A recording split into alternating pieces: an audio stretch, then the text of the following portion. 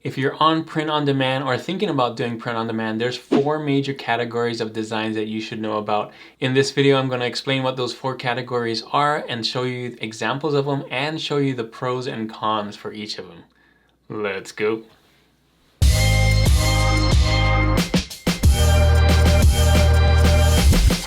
Hey everyone, it's Juna with Detour Shirts. In this video, we're going to talk about the 4 major categories for t-shirts and any product really on print on demand. And those 4 categories are trends, seasonal, evergreens, and custom.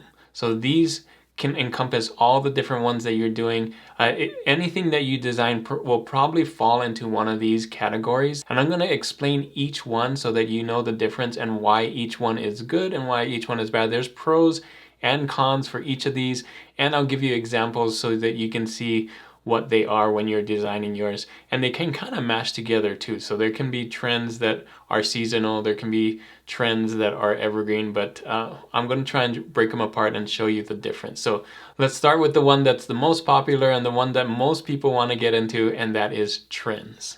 So I think trends are super popular because most people, when they think of trend, they think of something going viral. So if you have a viral video or jump on a trend, the potential of you making lots and lots of sales, lots of views on your product can be very, very high because we see that everywhere. It's almost like winning the lottery. People think that if you jump on a trend and can get a trend and somebody buys your stuff and lots of people buy it, it's like you're winning the lottery, like you're going viral on a video or whatever, right? But that only works for a very select few people for trends. Let me explain what a trend is first. So I made this so you can take a screenshot here. This is what trends are. So a trend is a specific phrase or style that is popular right now and gaining more interest. As a result, lots of people are buying the trend product. So it can be a trend because of a song. It can be a trend because something that happened in pop culture. They can be a trend for many different reasons. Here are some examples of trends, and I don't know why these are trending. Oh, I know why this one is trending, but these are very popular right now, and I'm not sure why, but people are buying this right now. Dear Person Behind Me, The World is a Better Place Without You. Ryan Hogue showed that this was trending this week, and this is trending. Not sure what Proud Munch is, but it's trending. I know what this is. This is from a song, It's Me, Hi, I'm the Problem, It's Me. It's a Taylor Swift song. So that's another thing about trends. Things may be trends, but the trends could be copyrighted. So you got to be very, very careful that it's not copyrighted or trademarked. You don't want to jump on these trends and get your account pulled down. So the other thing about trends is that lots of people know about these trends too. So you're going to have lots and lots of competition. So just jumping on a trend isn't a guarantee that you're going to get sales. If you were the only one making it, then you might have a chance. But because lots of people have the internet and can figure out what the trends are, and there's different products that tell you what trends are, you're going to have a ton of competition, and you may be on page 2, 3, 4, and nobody will see your stuff. Even though you're designing for a trend that people are looking for, people may never find you. So here are a couple pros and cons about trends. So you can take a screenshot of this one too, but here are the pros. First, like we talked about, there's lots of people looking for trends. So one of the hardest things about print on demand is knowing what people want. And because it's a trend, you know people want it. So that's a pro.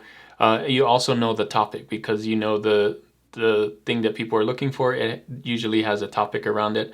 And potentially could get a lot of sales. If you're the one that people want to buy, if you get on page 1, if you have a design that stands out that people want to buy for that trend, you potentially could make a lot of sales. The cons though, like we talked about, is there's going to be tons of competition. Everybody wants to be a trend. Everybody wants to win the lottery. So there's going to be that. There's also going to be lots of copycats. So because you're doing a trend, the copycats love trends because they want to get on there too. So you're going to see a lot of similar stuff. They may even copy your design.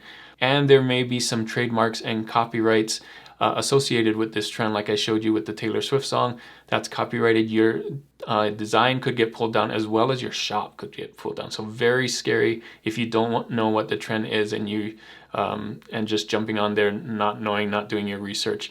And these sales are short-lived. So trends don't usually last very long. They usually last a few weeks, maybe a month, and then they're gone. So although you may get lots of sales, those sales may not last for a long time, and you may not see any sales for this trend ever again.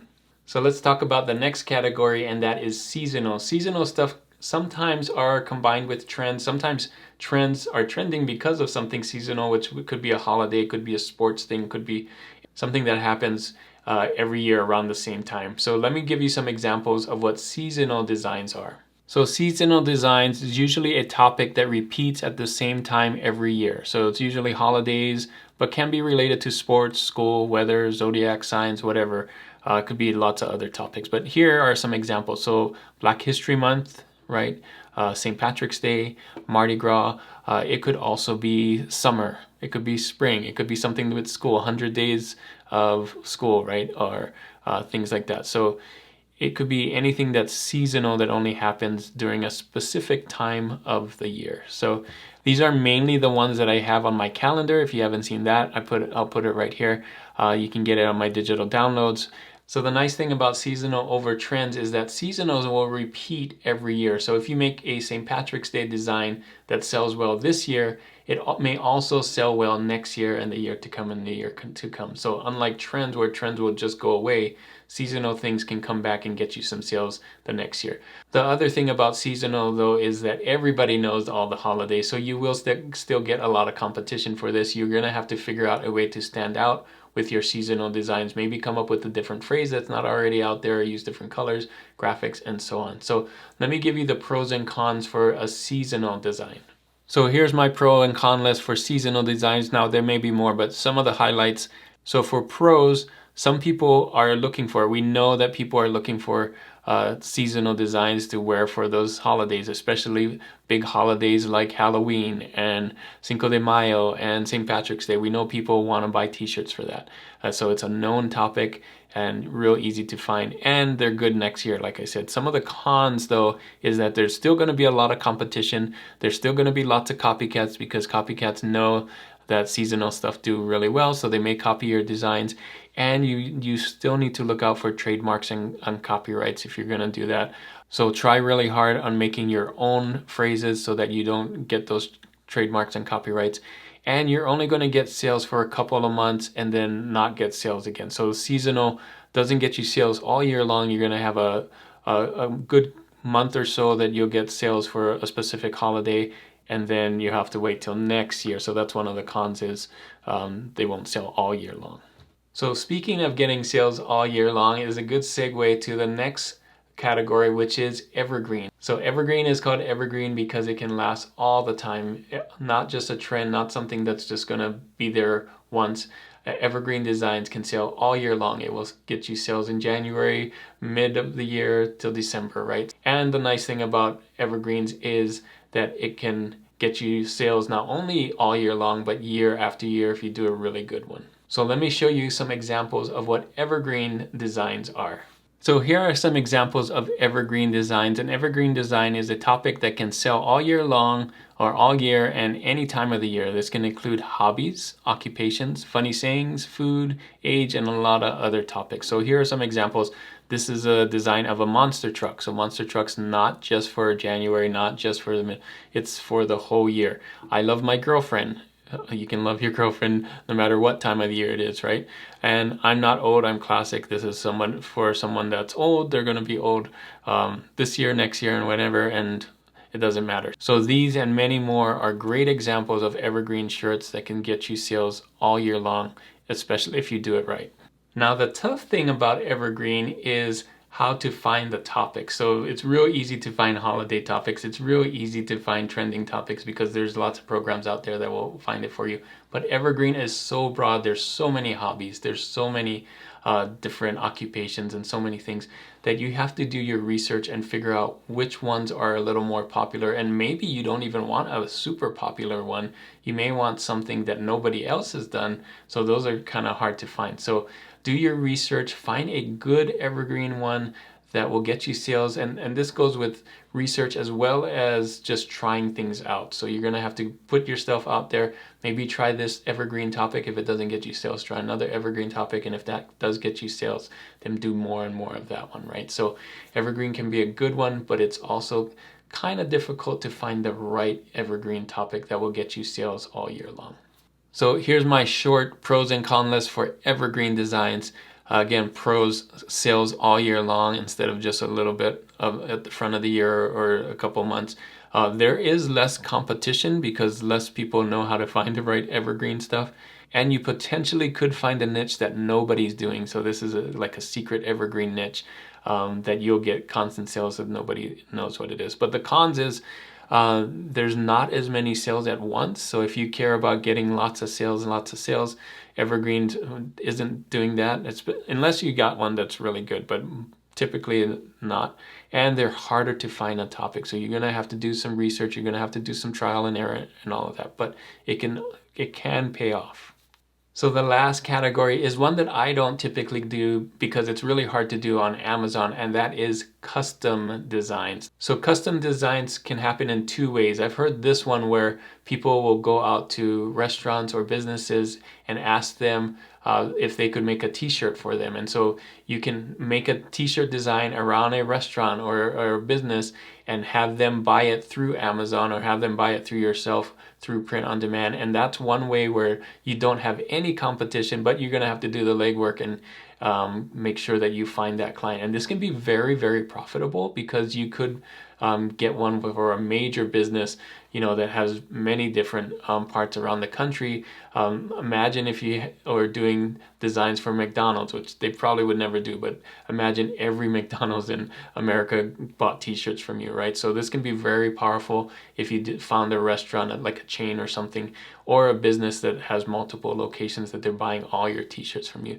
The second way to do customizable t-shirts is like with Zazzle or Etsy, where you have a word like maybe a family name, Smith vacation or Johnson vacation or Williams vacation, and they can switch out a word for their family and they can customize their design. Now you can't do that on Amazon yet through Merch on Demand, but you can do things like that with Etsy and Zazzle and maybe some other print on demands. I haven't done it, but you could also do it with Printful on your own site. So places like Redbubble don't do that. TeePublic doesn't do that. Merch by Amazon or Amazon Merch on Demand doesn't do that. But there's lots of different ways you could do some of these custom stuff with print on demand. So let me show you some examples what I'm talking about with custom. So here are some examples of custom. I didn't get really good examples, but here's an example of a restaurant that you could do or like I said, you could switch out Williams Family Cruise or Smith Family Reunion. A custom design is you're creating a design for a client that they can buy online, or creating a customizable design like these right here that someone could switch out the words and make something they want. So lots of ways to do custom stuff. So if you did want to do a custom t-shirt like for a business or a restaurant, you could do that through Amazon or Redbubble or TeePublic. You just have to make it private or give them a link to that spot, and then anytime that that restaurant or business wanted to buy a shirt, they could go in there and buy it. This is a great way because then they can buy different sizes. So that's one of the benefits of having print on demand for a business, is that they don't have to buy it in bulk. If they know they only need 2 for 2 new employees or 3 new employees, they can go and buy it that way instead of buying 100 t-shirts and then running out of large or extra large and only having small and then having to do that again. So it's a real big benefit for these businesses to do it that way, but you're gonna have to go out there and sell that and find those clients and find those restaurants and businesses. So here's my pros and cons list for custom designs. So the pros is if you're going to sell to a business or a restaurant, something like that, you won't have any competition because you'll be the only one that will be your client. If this isn't necessarily the case, if you're doing the switch out the words and switch out the family names, you will have competition there. But you can make something the customer actually wants. So one thing about being custom is people can come in there and change it to something that they want. So that's a big benefit for custom. And you could potentially get lots of sales. If you get a big client, a big restaurant, a big business, you could get all their sales, and if depending how big that business is, you could get a lot of sales. And again, if you're doing the family reunion or the family cruise or whatever, you could get a bunch of sales because a lot of times they buy that in bulk. They want to buy it for the whole family. Some of the cons though is it's going to be hard to find a customer. You have to do the legwork, especially if you're doing the restaurant one. You may not have that hard to find a customer if you're doing the customized thing on Etsy or Zazzle. That just may come to you. Cons is for the restaurant one and the business one, they're not for sale for other people. So you're not making one that you can actually put out there. You can't put that restaurant out there for others to buy. It's just going to be for that business. And it's going to take a little extra work to make it custom. So in the case of Zazzle, you're going to have to do it in a different way. In the case of Etsy, if you're doing custom work on Etsy, they're going to have to give you the name, and then you're going to have to type it out and then send it to them. So just a little bit extra work. It's not one and done. It's if they customize it, you're going to have to do some extra work on that. So there they are. Those are the 4 categories that you need to know for print on demand. Hopefully these are really helpful for you. Let me know which one you think is the best one. I think they all have their pros and cons, of course, like I showed there. And there may be more pros and cons that I haven't talked about. Let me know in the comments. Now that you know these 4 categories, you're gonna need to know how to design them. I have this video right here, 16 tips on how to design t-shirts. You might want to look at that to start your print on demand and make better t-shirts and have things that people actually want to buy. So thanks again for watching this video. And as always, guys, keep creating and keep learning. I'll see you on the next one. Bye.